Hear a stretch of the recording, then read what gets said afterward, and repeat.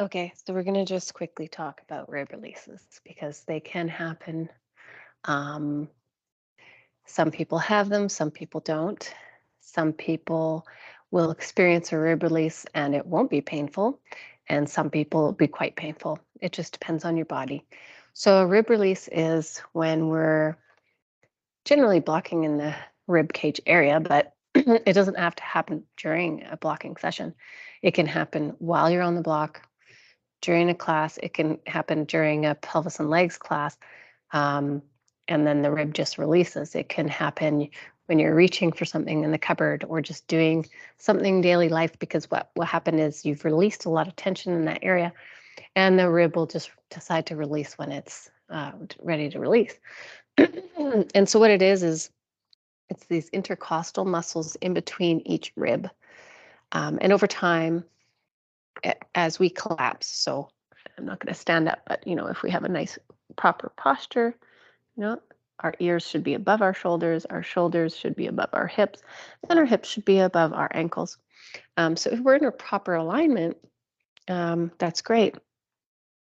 But as we do this, in our daily lives, you can see where you start hunching. See my shoulders roll forward. My back hunches, my thoracic spine's not happy anymore. My lower back's not happy anymore. Look at my stomach starts to protrude because my ribs are pushing in and creating this protrusion. And these ribs are collapsing everything in its path, the organs, just everything. Now, that collapse and then trust breathing, that causes these ribs to just keep getting closer and closer together. And so if I stay in this position for a long enough time, what happens? They're going to get stuck. They're going to glue together. They're going to freeze together. That fascia is just going to keep trying to upright us. But over time, our brain just shuts it off and says, "Oh, you're not listening to me anymore. So I'm just going to turn you off." And then, of course, then that fascia just freezes in place. And what happens is your ribs are closer together. And not only is that bad for your breathing, because your lungs have less space. Think about it. If they're all squished, lungs are getting squished by me collapsing forward. But even if I correct my posture, they have a little bit more space, but I want to create even more space by releasing those ribs. So we actually want those ribs to release and slowly expand. But for some people, it can happen quickly. Okay, so that's why we call it a rib release, because it will just happen suddenly. You may hear it pop. So some people may hear a pop and then, oh, what was that? But they may have no pain.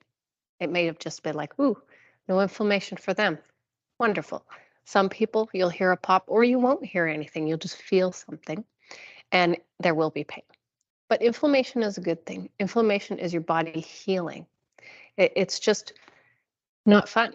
And especially in the rib cage area, because we use our core for everything. And so it's going to be, it's going to take time to heal. Everybody is going to experience a different length of healing process. But so what I want to do is just show you a few tips that could actually assist in helping it A, feel better, and B, maybe recover faster. So, and then continue. Don't be afraid. I know that we tend to fear pain, but sometimes pain does help us get through something, just like this practice. Blocking creates pain. We're creating our own pain, but it's such a release afterwards. So, so for a rib release, what you can do is, if you can handle it, so say it's on the right side, we would actually get down and block that same side and right on it, right where it does hurt, but gently. So I might just come down and rest just a little bit, what I can handle, okay? And if this is just too much, take the rolled up towel and use that. Maybe just a softer version of the block. You could also um, could have a couch here and I could have a block here and I'd just press and lean into that spot, just working in and around it, creating that pressure and heat, because heat is good. So heating pad as well, but creating that pressure also dissipates that inflammation, and helps it recover quickly. So definitely you can create pressure. It doesn't have to be the block. It can be just the side of the couch. It can be a rolled up towel. on the side of the couch. It can be down to the floor, whatever you can handle at that time.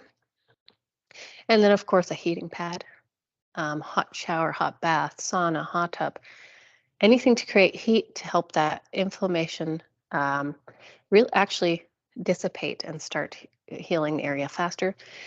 And then finally, this seems odd, but so if the rib release was on the right side, so even in the front side, the back, wherever it is on the right side, you actually can help alleviate the pain and speed up the recovery if you block the back of the left leg. Okay, so the back of the left leg, opposite side.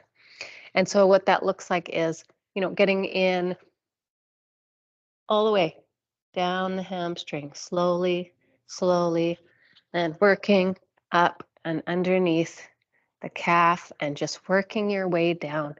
So you could probably start in the calves, just doing the blocking of the calf position. We're just rolling.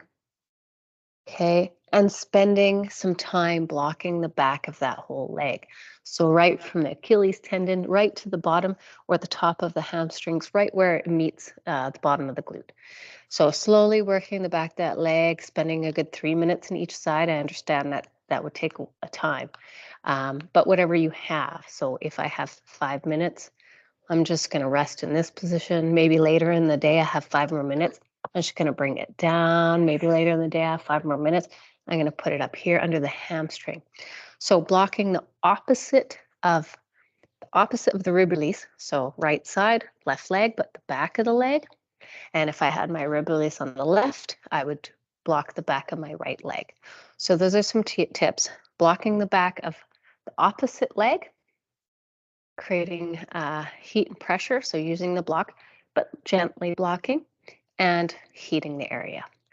And then just really staying good and hydrated. So that's how you would help just assist, alleviate, or maybe heal that rib release quicker.